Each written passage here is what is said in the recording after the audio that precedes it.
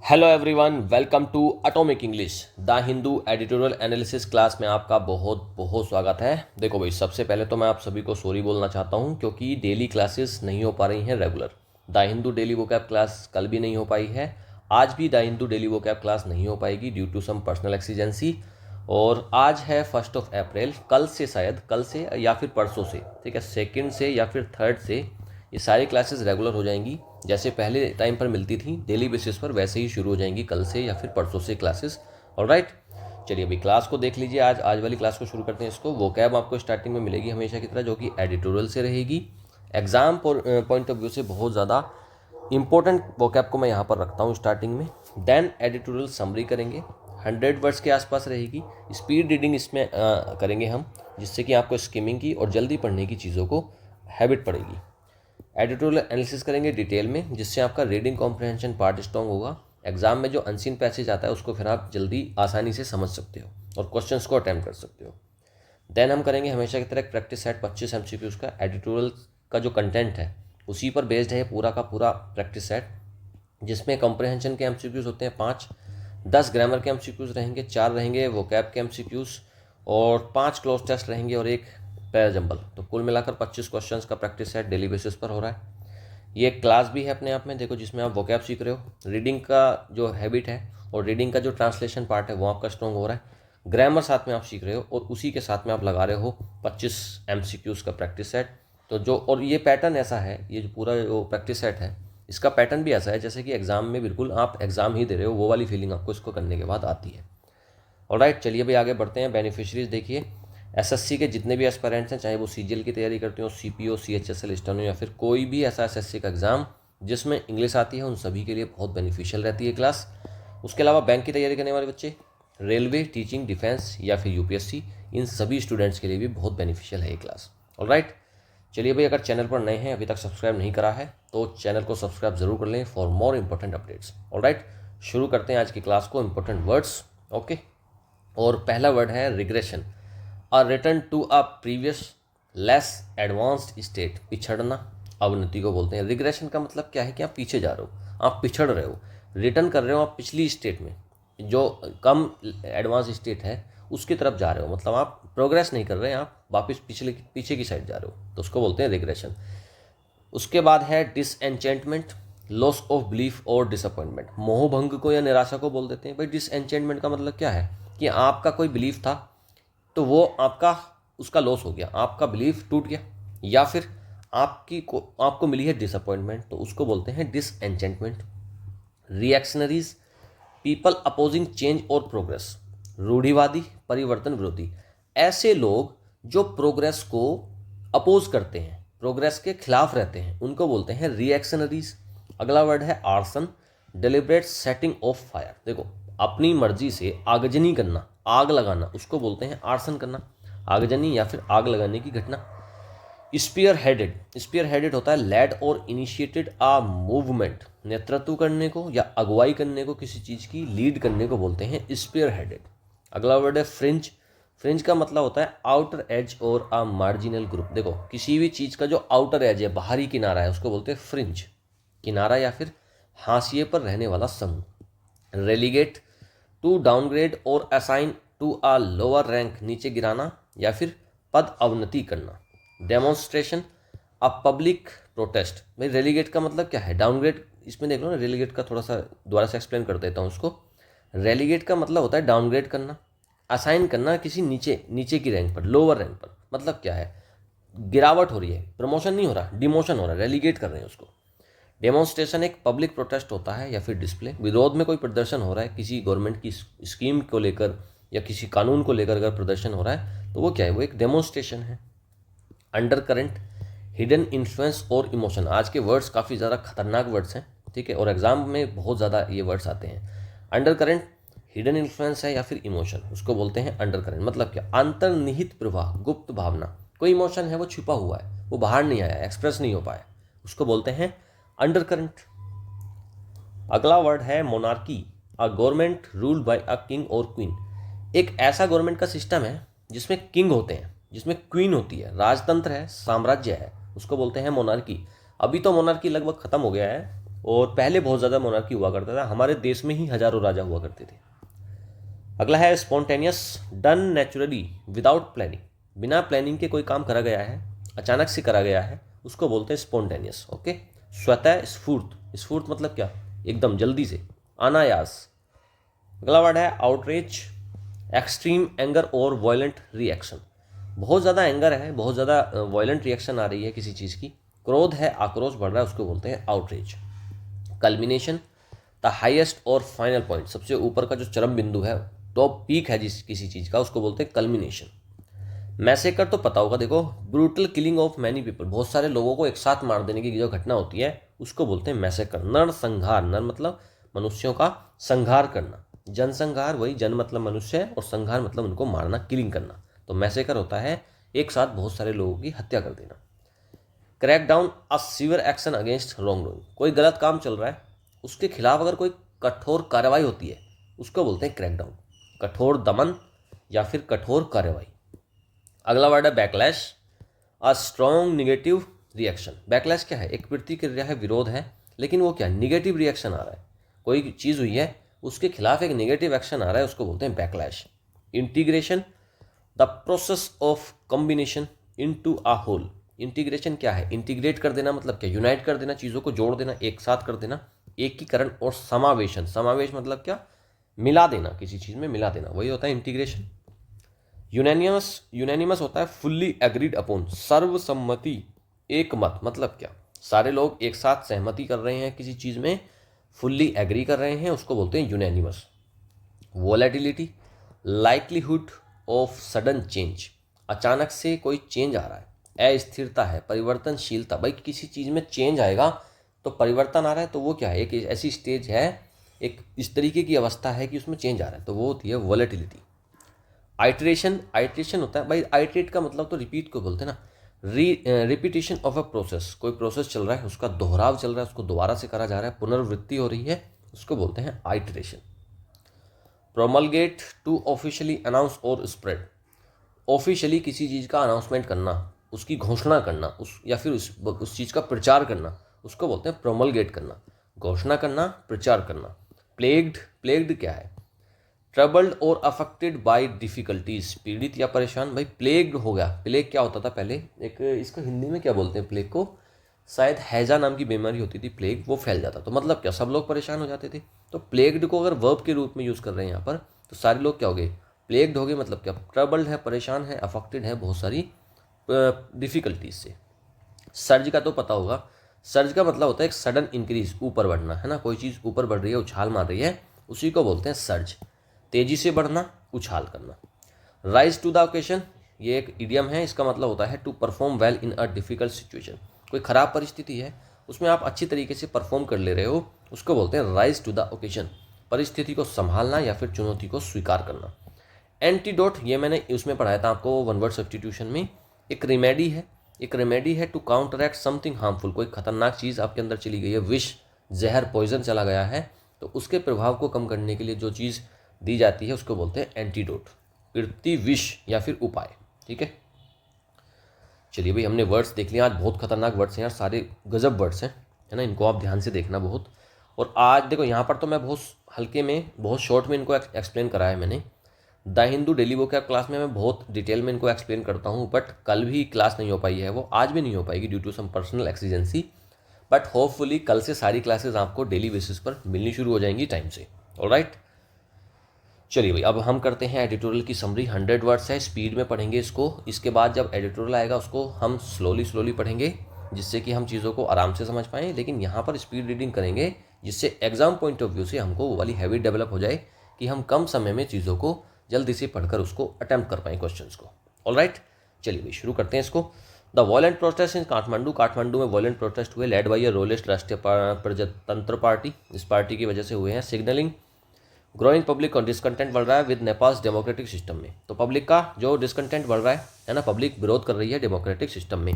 While Nepal abolished it's monarchy in 2008 following years of unrest and the 2001 royal massacre, Nepal में देखो monarchy खत्म हो गई थी 2008 में, और 2001 के जो रॉयल मैसेकर हुए थे उसमें ये चीज़ें खत्म हुई थी, पॉलिटिकल इंस्टेबिलिटी चल रही थी, करप्शन चल रहे थे और गवर्नेंस के फेलियर्स हो रहे थे, हैव डिसइल्यूशन मैनी सिटीजन, उससे बहुत सारे सिटीजन्स काफ़ी ज़्यादा परेशान हो गए थे, जिसकी वजह से मोनार्की को ख़त्म कर दिया गया था।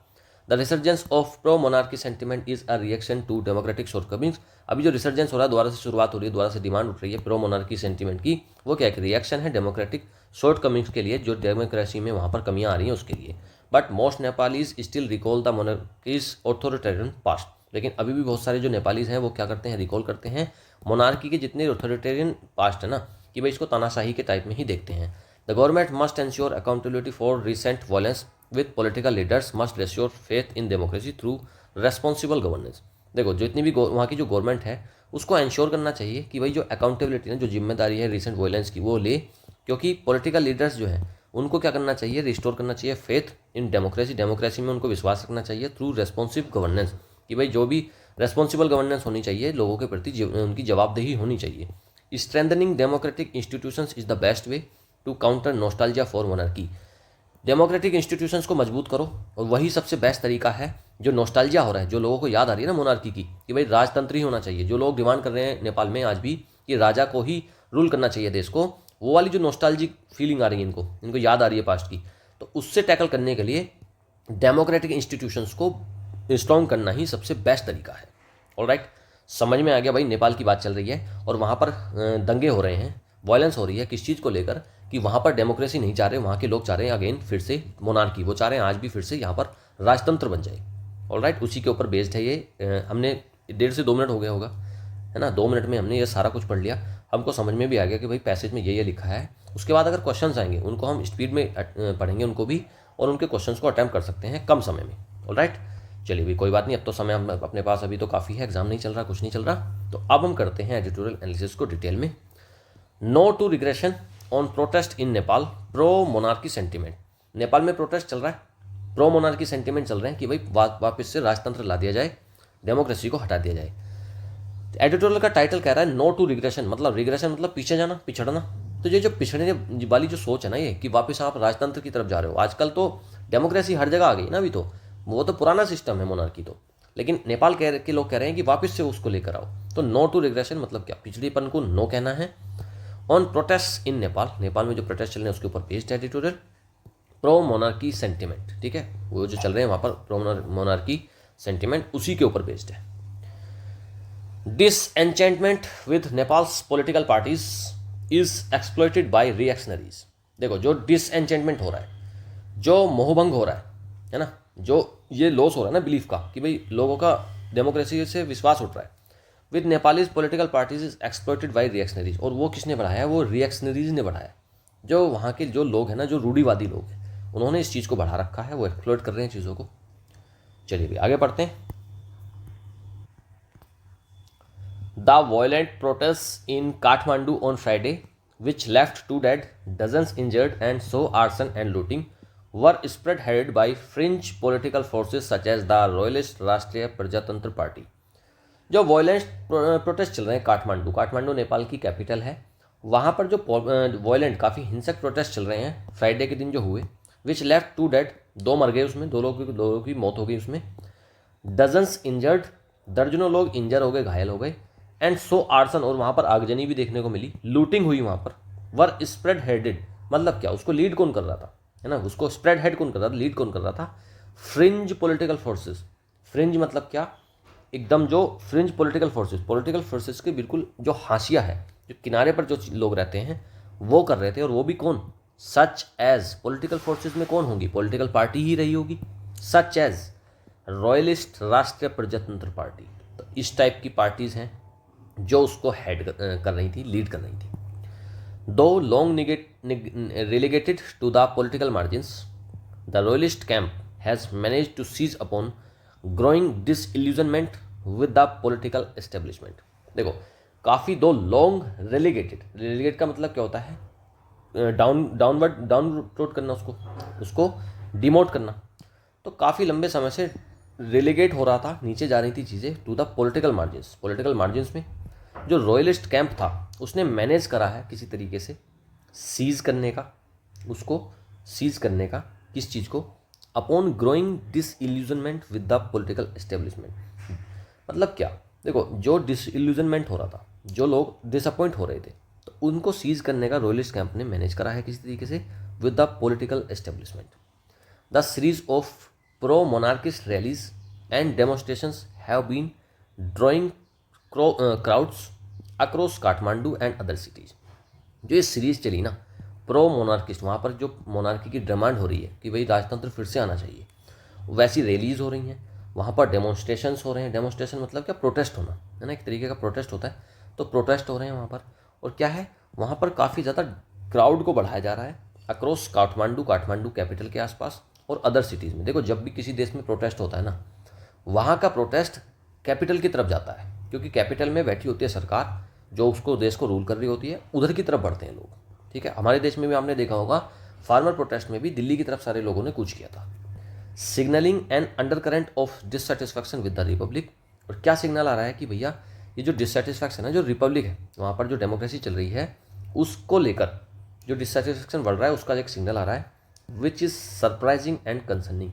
ये चीज़ क्या है कि भाई वहाँ पर डेमोक्रेसी को फेल कर दे रहे हैं लोग और वापस से राजतंत्र में जाना चाह रहे हैं।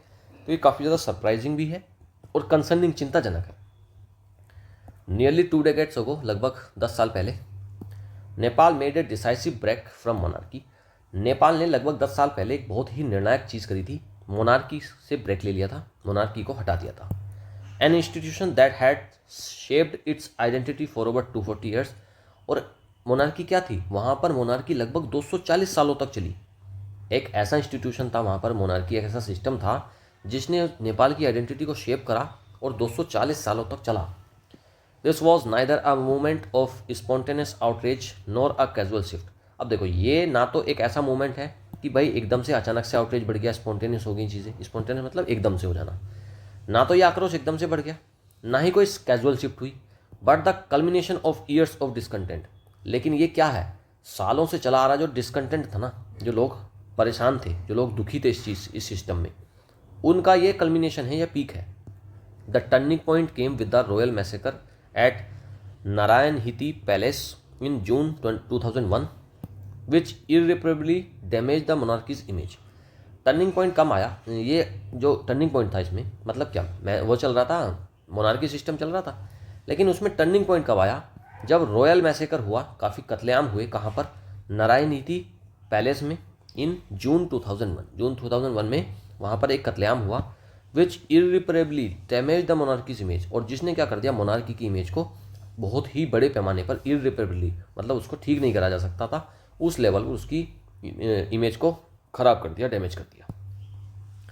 Van Gyanendra Shah ascended the throne after his brother's death, he attempted to reassert absolute authority and return Nepal to the pre-1990 political order. When जब ये ज्ञानेंद्र साहा थे, उन्होंने असेंड करा, मतलब क्या, वो गद्दी पर आए, थ्रोन पर, ठीक है, अपने भाई की डेथ के बाद वो राजा बने। ही अटेम्प्टेड टू रीअसर्ट एब्सोल्यूट अथॉरिटी, उन्होंने कोशिश करी, उन्होंने अटैम्प्ट करा कि भाई नेपाल में वो ला दें एब्सोल्यूट अथॉरिटी, मतलब क्या, एकदम तानाशाही शुरू कर दें। और नेपाल को वो वापस कहाँ पर लेकर आए, वो वापस लेकर आए प्री 1990 पॉलिटिकल ऑर्डर में, जो पहले होता था 1990 से पहले, उसमें वो लेकर चले गए उसको। His power grab and crackdown on democratic forces triggered a backlash. उनकी जो पावर ग्रैब थी, वो सारी पावर को उन्होंने जो अपनी मुट्ठी में लिया और क्रैकडाउन लगाए, काफ़ी ज़्यादा कड़ी कार्रवाई करी उसने ऑन डेमोक्रेटिक फोर्सेस। जो डेमोक्रेटिक फोर्सेस चल रहे थे वहाँ पर, जो लोकतंत्र की चीज़ें चल रही थी, उन पर उन्होंने काफ़ी ज़्यादा कड़ी कार्रवाई करी। उससे ट्रिगर हो गई एक बैकलैश। बैकलैश मतलब कि एक बहुत ही बड़ा प्रतिक्रिया लोगों की आई उसमें। The tide turn definitely when Maoist rebels abandon an armed struggle to join the mainstream democratic process. और एक काफ़ी उछाल आया, कब, जब माओइस्ट रेबल्स थे, जो वहाँ पर ये थे, विद्रोही थे माओइस्ट, उन्होंने छोड़ दी एक आर्म्ड स्ट्रगल को, छोड़ दिया और फिर उन्होंने ज्वाइन करा एक मेन स्ट्रीम डेमोक्रेटिक प्रोसेस को। देयर इंटीग्रेशन, वो जब इकट्ठा हुए, जो माओइस्ट जो ये रेबल्स हैं, ये जब इकट्ठा हुए, along with the withdrawal of international support, जब ये इंटरनेशनल सपोर्ट के साथ में इनको इंटीग्रेट करा गया, particularly Indian for the monarchy sealed the institutions fail. और फिर इंडियन सपोर्ट भी इनके पास था, इंटरनेशनल सपोर्ट में इंडियन सपोर्ट इनके पास था। तो फिर क्या हो गया मोनार्की के लिए, फिर ये क्या हुए, सील द इंस्टीट्यूशंस फेट। और उसने क्या कर दिया, बंद कर दिया एकदम इंस्टीट्यूशन का फेट। मतलब क्या, मोनार्की को ख़त्म करने की तरफ ये बढ़े। A democratically elected constituent assembly was formed and in 2008 passed a near unanimous resolution declaring Nepal to be a federal democratic republic. और फिर क्या हुआ, एक डेमोक्रेटिकली इलेक्टेड कॉन्स्टिट्यूएंट असेंबली को बनाया गया और 2008 में, और पास करा गया एक नियर यूनानिमस रेजोल्यूशन। यूनानिमस मतलब क्या, सबकी जिसमें सम्मति थी, सर्वसम्मति से एक ऐसा रेजोल्यूशन पास करा गया जिसमें नेपाल को कह दिया गया एक federal democratic Republic. Despite the political volatility, ये जो चेंज हुआ है ना, ये जो चेंज हुआ वहाँ पर सारे लोगों ने चाहा कि भाई ठीक है यहाँ पर डेमोक्रेसी आनी चाहिए, उसके बावजूद which included 2 iterations of the CA before the constitution was promulgated in 2015, Nepal has remain a constitutional republic. देखो पॉलिटिकल चेंज हुआ उसके बावजूद, और ये कब हुआ, लगभग 2 बार यहाँ पर। एक तो CA जो कॉन्स्टिट्यूएंट असेंबली है, before the constitution war promulgated, उसको क्या कर दिया गया, ऑफिशियली उसकी घोषणा करी गई 2015 में। नेपाल क्या रहा, रिमेन अ कॉन्स्टिट्यूशनल रिपब्लिक, और फिर नेपाल क्या रहा, एक कॉन्स्टिट्यूशनल रिपब्लिक बनकर रहा। सिंस 2008 से power has primarily alternated among the Nepali Congress which has led the fight for democracy since the fall of Rana regime, the Communist Party of Nepal, unified Marxist-Leninist, the largest of the leftist parties, and the former Maoist rebels। जो power थी ना वो अलग अलग होती रही, कहाँ कहाँ पावर बटी, मतलब 2008 से क्या कह रहे हैं कि सरकार किन किन की रही, पार्टीज़ के बारे में बताएंगे। नेपाली कांग्रेस की रही, which has led the fight for democracy, जो डेमोक्रेसी के लड़ी थी वहाँ की नेपाल की Congress. Since the fall of Rana regime जब ख़त्म हुआ तब से फिर वहाँ पर नेपाली कांग्रेस ने राज करा। कम्युनिस्ट पार्टी ऑफ नेपाल ने राज करा, जो कि एक यूनिफाइड मार्क्सिस्ट लेनिनिस्ट की पार्टी है, largest of the leftist parties है, and the foremost Maoist rebels, जो ये खड़े हुए थे ना जो मोनार्की के खिलाफ, उन्होंने भी यहाँ पर कुछ दिनों तक पावर में वो रहे। हाउएवर, लेकिन chronic instability, opportunistic alliances, poor governance and self serving leadership have plagued the system. लेकिन क्या हुआ, ये जो क्रॉनिक इनस्टेबिलिटी चली ना, पावर बार बार अलग अलग पार्टीज में बटी, अपॉर्चुनिस्टिक अलायंस हुए, गठबंधन हुए, मौका परस्त गठबंधन हुए, पुअर गवर्नेंस हुई, ढंग से सरकार वहाँ पर नहीं चल पाई, और सेल्फ सर्विंग लीडरशिप हुई, वहाँ के लोग खुद के ही उसमें लूटपाट में लगे रहे, खुद को ही सर्व करते रहे, ना कि नेशन को उन्होंने सर्व करा। उससे क्या हो गया, हैव प्लेग द सिस्टम, उसने पूरा सिस्टम को खराब कर दिया, बर्बाद कर दिया। The hopes of the CA मतलब कॉन्स्टिट्यूएंट असेंबली, कॉन्स्टिट्यूएंट असेंबली की जो उम्मीदें थी for inclusive development and justice have largely gone unfulfilled, और जो इंक्लूसिव डेवलपमेंट, जो विकास होना था और जो जस्टिस वहाँ पर मिलना था लोगों को, वो अनफुलफिल्ड चला गया, वो पूरा नहीं हो पाया। Even so most Nepalese remain acutely aware of the authoritarianism and injustices that characterize the monarchist era.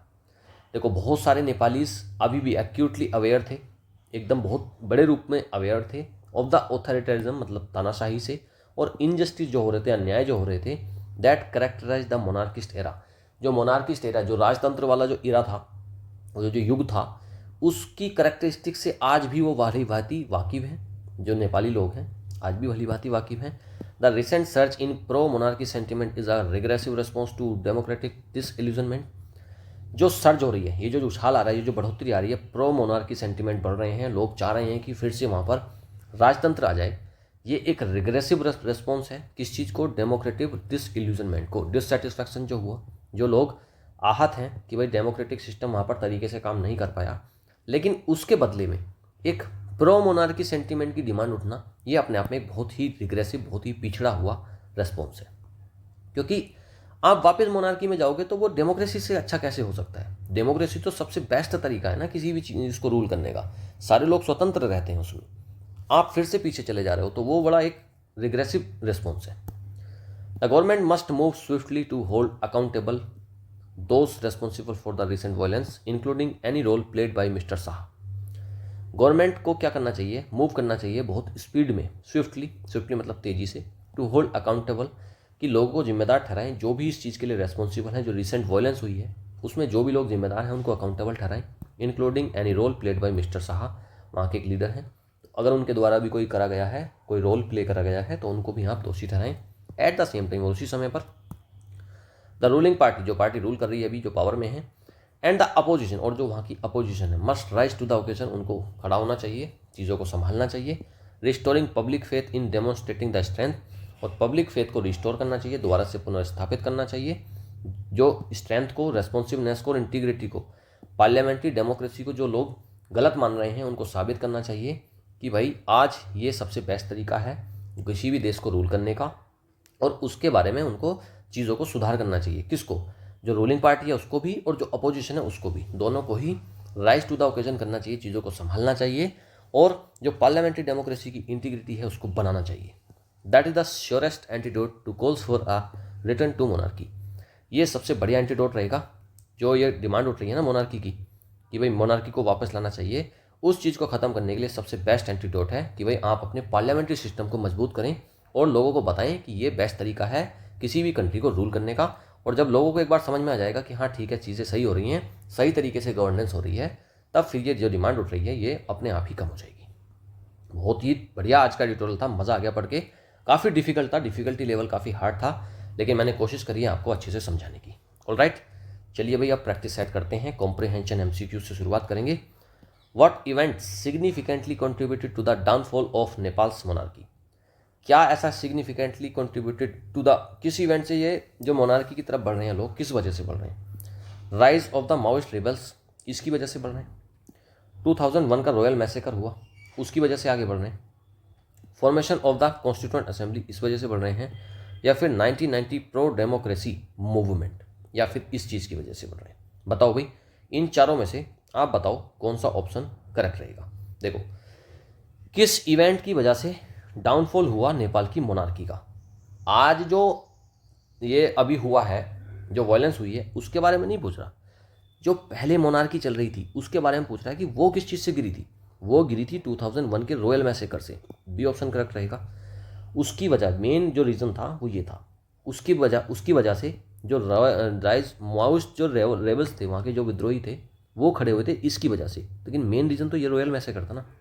B option is the correct answer. कह रहा है which political party led to the recent violent protest in Kathmandu? किस party ने करा है अभी ये recent violent? तो देखो, नेपाली कांग्रेस ने नहीं करा, राष्ट्रीय प्रजातंत्र पार्टी, हाँ ये ऑप्शन आया था, बी ऑप्शन करेक्ट रहेगा। राष्ट्रीय प्रजातंत्र पार्टी ने ही वायलेंस को करवाया है, बी ऑप्शन करेक्ट है। वर्ड आप अगर पीछे जाकर देखोगे ना, उसमें आप जब इसको बैक करेंगे तो आपको मिल जाएगा, पीडीएफ में मिलेगा आपको। पीडीएफ में देखना, ये आपको आंसर में मिल जाएगा। मैं बार बार वापस इसको नहीं ले जाना चाहता क्योंकि टाइम बहुत ज़्यादा वेस्ट होता है उसमें। तो मेरे को अभी आंसर तो पता ही है, मैंने तरीके से पढ़ाया है तो मुझे तो याद है सारा। आप इसको अगर आपको समझ में नहीं आ रहा तो आप वापस से पीडीएफ में आप इसको चेक कर सकते हैं। What role did India play in Nepal's transition to a republic? India ने क्या रोल प्ले करा है नेपाल के ट्रांजिशन चेंज में? जब वो नेपाल मोनार्की से रिपब्लिक में गया ना, तो इंडिया ने क्या रोल प्ले करा? It supported the monarchies continuation, नहीं, इंडिया ने सपोर्ट नहीं करा मोनार्की को। इंडिया तो भाई हमेशा, किसी भी देश में आप कभी भी देखना, अगर कोई तख्ता पलट हो रही होती है या कुछ भी हो रहा होता है, इंडिया हमेशा डेमोक्रेसी की साइड लेता है।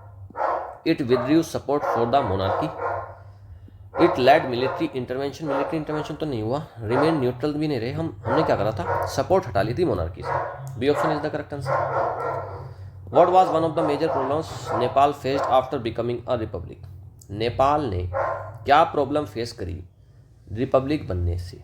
ठीक है, उससे पहले what was the major problems Nepal faced after, republic बनने के बाद पूछ रहा है कि क्या उसने प्रॉब्लम फेस करी। Economic collapse, continued political instability, हाँ इनस्टेबिलिटी तो रही क्योंकि बहुत सारी पार्टीज के बीच में वो चेंज होती रही। एक return to monarchy, the absence of elections, नहीं, बी ऑप्शन करेक्ट रहेगा। कंटिन्यूड पॉलिटिकल इंस्टेबिलिटी रही, बहुत सारी पार्टीज में लगातार पावर को शेयर होते रहना पड़ा, बहुत सारे गलत तरीके से गठबंधन हुए, लोगों ने अपने तरीके से सेल्फ सर्विंग लीडर्स हुए वहाँ पर, तो वो गड़बड़ रही थी। बी ऑप्शन करेक्ट है।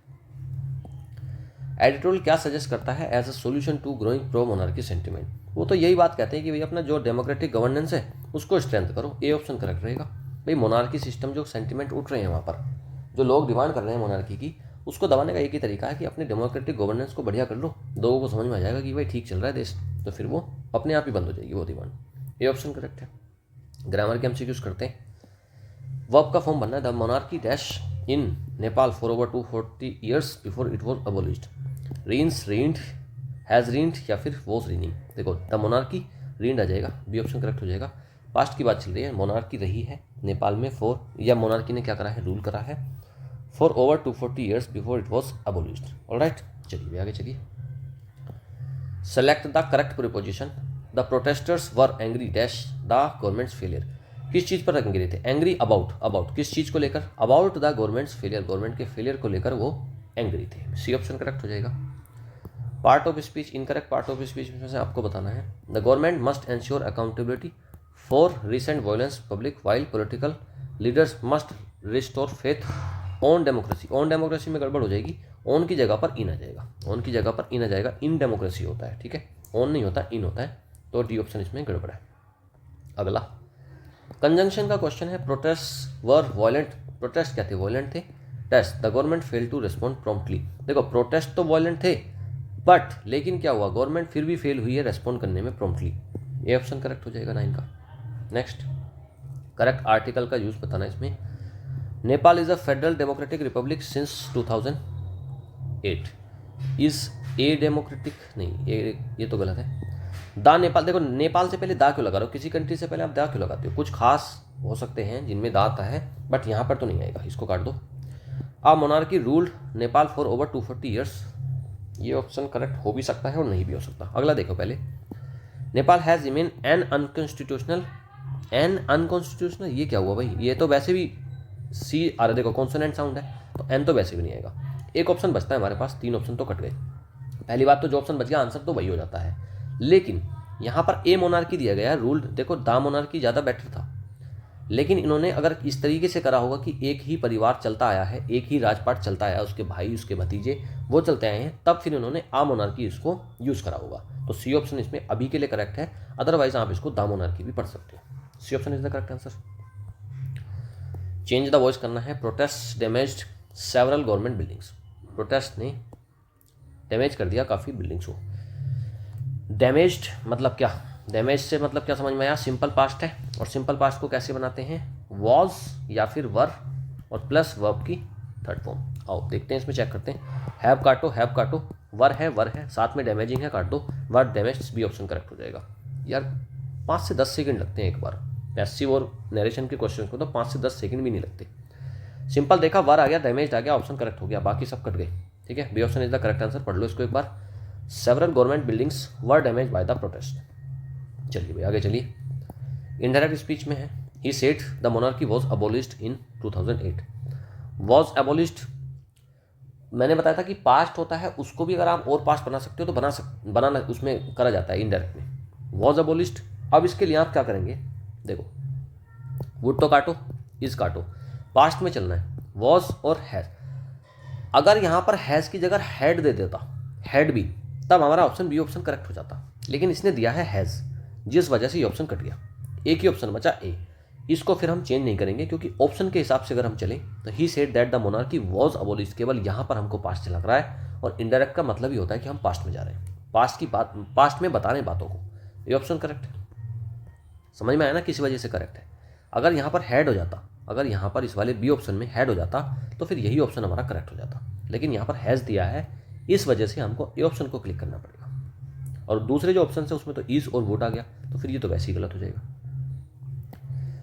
करेक्ट सब्जेक्ट वर्ब एग्रीमेंट का क्वेश्चन है। The political protest dash violence and looting. Subject verb agreement में आपको क्या देखना होता है? मैंने आपको बता रखा है, सब्जेक्ट देखो सिंगुलर है या प्लूरल है, उसके अकॉर्डिंग आप वर्ब को फिल कर दो, वही ऑप्शन आपका करेक्ट है। द पॉलिटिकल प्रोटेस्ट प्लूरल है, प्लूरल के लिए हैज तो आएगा नहीं, इज भी नहीं आएगा और लीड्स भी नहीं आएगा, एक ही ऑप्शन बचता है बी, हैव लेड टू। पढ़ लो इसको दोबारा से। The political protest have led to violence and looting. Preposition का क्वेश्चन है। The opposition should rise dash the occasion to restore public trust. ये तो एक इडियम ही है, राइज टू द ओकेजन, तो कहाँ पर है two option, D option correct हो जाएगा। चूज करना है, करेक्ट वॉइस चेंज करना है। Ruling party must take immediate action. जो मस्ट से, जैसे मस्ट से, मस्ट मतलब क्या है? मॉडल, ठीक है, मॉडल से जो बनता है उसके साथ में हम बी लगाकर वर्ब की थर्ड फॉर्म लगा देते हैं, ठीक है, वर्ब की थर्ड फॉर्म लगा देते हैं, modal plus be plus verb की थर्ड फॉर्म, वही हमारा करेक्ट आंसर हो जाता है। मस्ट के साथ में कुछ नहीं आया, बी नहीं आया और थर्ड फॉर्म भी नहीं आया। मस्ट बीन आ गया, काट दो। मस्ट के साथ टेक आ रहा है, काटो।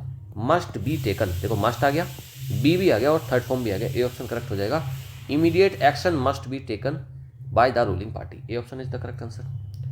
वोकैब के कुछ एमसीक्यूज हैं, इनको लगाते हैं। डिसएल्यूजनमेंट का एंटोनियम पूछा है। डिसएल्यूजनमेंट होता है काफ़ी ज़्यादा परेशानी, डिसअपॉइंटमेंट। डिसअपॉइंटमेंट, फ्रस्ट्रेशन और रिसेंटमेंट, तीनों हो जाएंगे इसके सिनोनियम। पूछा है एंटोनियम, तो ए ऑप्शन करेक्ट हो जाएगा, सेटिस्फैक्शन। डिसइल्यूजनमेंट का मतलब क्या है?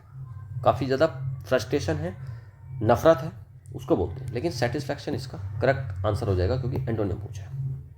कल्मिनेशन तो पीक होता है, कल्मिनेशन का मतलब होता है किसी चीज़ का पीक। सिनोनिम पूछ रहा है पीक का, तो कंक्लूजन हो जाएगा। 17 का आंसर कौन सा करेक्ट हो जाएगा? बी। कंक्लूजन का मतलब ही होता है कल्मिनेशन। वन वर्ड सब्सटीट्यूशन पूछ रहा है। एक ऐसा system of government in which power is held by a single ruler, एक अकेला। ओलिगार्की में तो बहुत सारे लोग होते हैं, डेमोक्रेसी में तो लोगों का ही शासन होता है, एनार्की में तो कोई सरकार ही नहीं है। मोनार्की मतलब क्या? सिंगल रूलर, एक राजा रूल कर रहा है पूरे देश को। Monarchy is the correct answer, B option correct है। राइज टू द ओकेजन का मतलब पूछ रहा है सेलिब्रेट करना एक इवेंट को नहीं है, परफॉर्म करना अंडर प्रेशर। हाँ, अच्छे तरीके से परफॉर्म करना अंडर प्रेशर, यही होता है rise to the occasion, B option is the correct answer. चलिए भाई, अब करते हैं हम क्लोज टेस्ट को। ठीक है, क्लोज टेस्ट को एक साथ पढ़ेंगे और इसको करने की कोशिश करेंगे। Nepal has faced years of political dash due to frequent government changes and weak leadership. Nepal ने फेस करा है पॉलिटिकल क्या? Due to frequent government change हुई हैं, वीक लीडरशिप हुई है। तो फिर क्या फेस करा होगा उसने? प्रॉस्पेरिटी फेस कर, भाई अगर सरकारें लगातार बदल रही हैं तो प्रॉस्पेरिटी तो फेस करी नहीं है, काट दो। स्टेबिलिटी है नहीं क्योंकि बदल रही हैं, कंट्रोल है नहीं, तो सी ऑप्शन करेक्ट हो जाएगा। अप हैवल, अप हैवल का मतलब होता है उथल पुथल, उथल पुथल मतलब होता है इसका। तो नेपाल ने क्या फेस करा है? पॉलिटिकल अप हैवल मतलब राजनीतिक उथल पुथल due to frequent government change और weak leadership. The recent violent protest led by the dash party have highlighted growing dissatisfaction with the current system. जो रिसेंट वायलेंट प्रोटेस्ट हुए उसने क्या करा? किस पार्टी को? पार्टी का नाम बताना इसमें। देखो, अपोजिशन पार्टी नहीं, अपोजिशन तो काट दो, नाम आएगा ना इसमें। तो फिर कम्युनिस्ट पार्टी है नहीं नेपाल में, मिलिट्री भी नहीं है। मिलिट्री पार्टी, देखो मिलिट्री के साथ में पार्टी क्यों लगाएंगे, वो तो गलत हो जाएगा। तो बी ऑप्शन करेक्ट हो जाएगा, रॉयलिस्ट इसमें करेक्ट आंसर है। Lead by the royalist party, उसी के ऊपर था ना जो इसने दंगे फैलाए हैं। Have highlighted growing dissatisfaction with the current system. Many citizens feel disillusioned with democracy as their expectations of justice. बहुत सारे लोग डिसइल्यूजन, काफ़ी डिससेटिस्फाइड हैं डेमोक्रेसी को लेकर, क्योंकि उनकी जो एक्सपेक्टेशंस ऑफ जस्टिस है ना, और दूसरा क्या आएगा? हैव नॉट बीन मेट, उनको जस्टिस नहीं मिल रहा। और दूसरा क्या नहीं मिल रहा?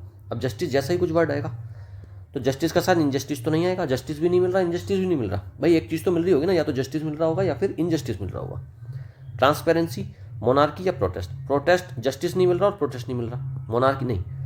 जस्टिस और ट्रांसपेरेंसी का एक कॉम्बिनेशन बन गया कि उनको ना तो जस्टिस मिल रहा, ना तो न्याय मिल रहा, ना उनको यहाँ पर मिल रही ट्रांसपेरेंसी। ठीक है, ना उनको मिल रही है यहाँ पर ट्रांसपेरेंसी। तो मतलब क्या हो गया भाई? ना तो न्याय मिल रहा है और ना पर यहाँ पर पारदर्शिता मिल रही है। हैव नॉट बीन मेट, तो इसमें ट्रांसपेरेंसी इसमें करेक्ट आंसर हो जाएगा। However are return of monarchy is unlikely as most Nepalese still remember the dash rule of past kings. जो रिटर्न हो रहा है मोनार्की का वो क्या है? बहुत सही नहीं है, क्योंकि बहुत सारे नेपालीज को अभी भी याद है क्या चीज़? Rule of the past kings. क्या, कैसा रूल? लीनियंट रूल था पास्ट किंग्स का? नहीं, मोनार्की थी ना, तो लीनियंट तो नहीं रहे होंगे वो लोग, कमज़ोर तो थे नहीं वो। इंक्लूसिव या फिर ऑथोरिटेरियन? तो ऑथोरिटेरियन हो गए ना, तानाशाही टाइप के तो किंग थे ना वहाँ पर। भाई किंग अगर थे वो तो तानाशाही टाइप का था ना। तो अभी भी नेपाली लोगों को याद है authoritarian rule of past Kings, पिछले राजाओं का।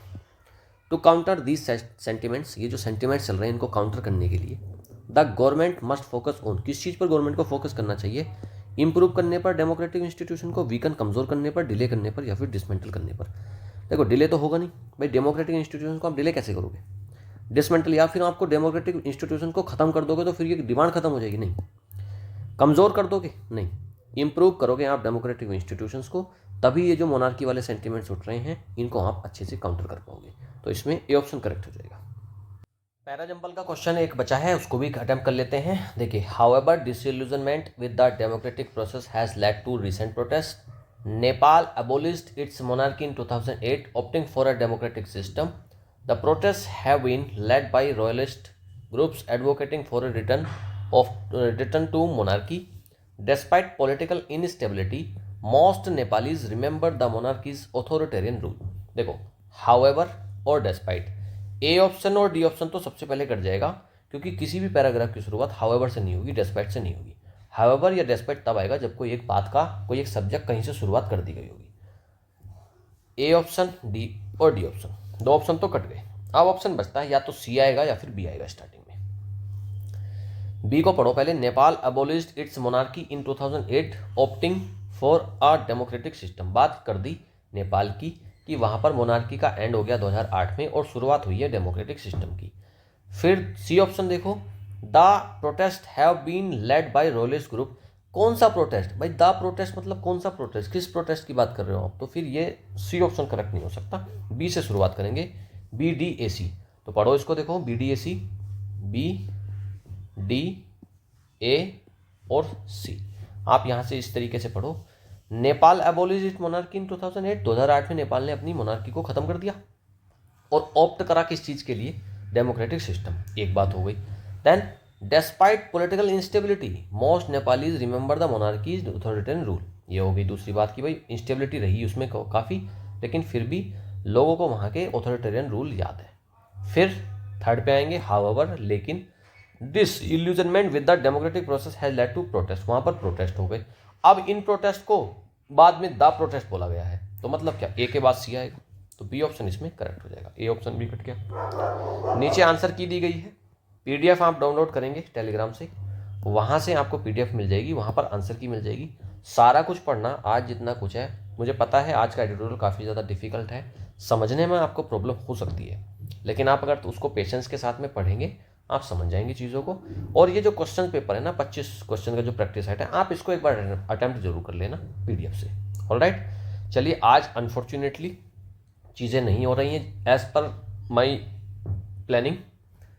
कल 2 तारीख है, कल से या फिर कल से नहीं तो फिर परसों से तो हम हर हाल में हो ही जाएगा।